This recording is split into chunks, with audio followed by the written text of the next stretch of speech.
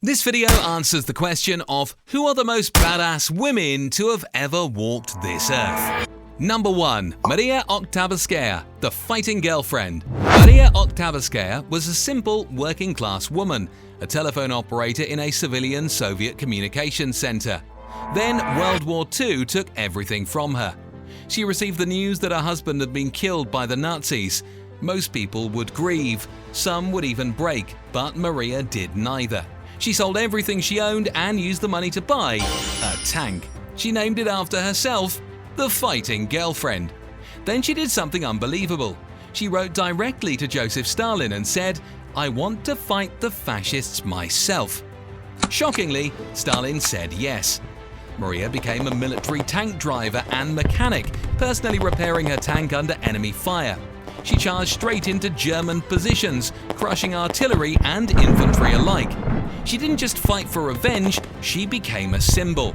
Maria Oktyabrskaya later died from wounds sustained in battle, but she proved something unforgettable. Grief can turn into fury, and fury can turn into history. Number 2. Milunka Savić, the most decorated female soldier ever. They called her the Serbian Joan of Arc. In 1912, Milunka Savic's brother was sick with tuberculosis when he received draft papers for the First Balkan War. Milunka refused to let him go, so she did the unthinkable. She cut her hair, dressed as a man, and enlisted in his place. No one noticed until she was wounded in battle nearly a year later.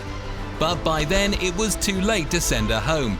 Milunka fought through multiple wars, surviving grenades, bayonet charges, and brutal hand-to-hand combat.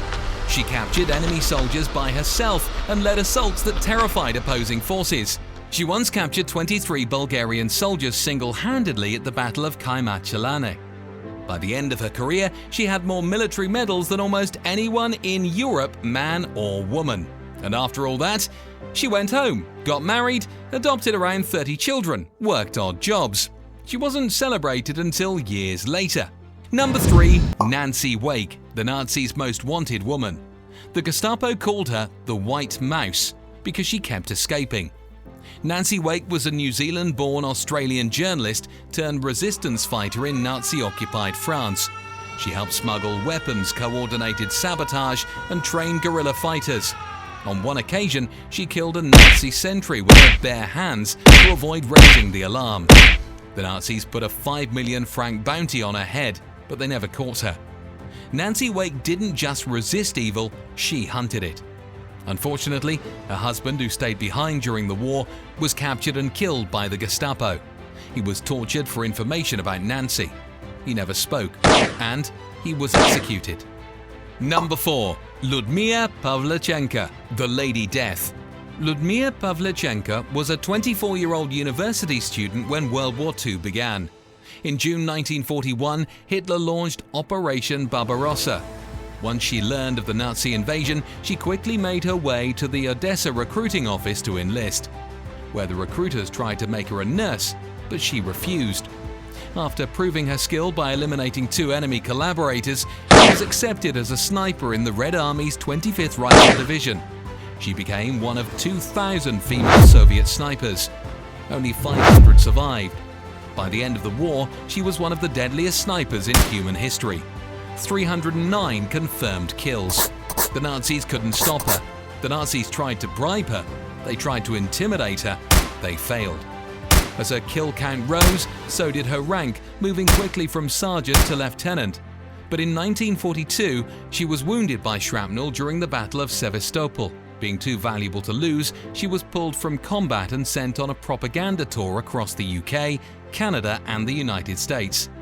There, she famously said, "I am 25 years old and I've killed 309 fascist invaders. Don't you think, gentlemen, you've been hiding behind my back for too long?"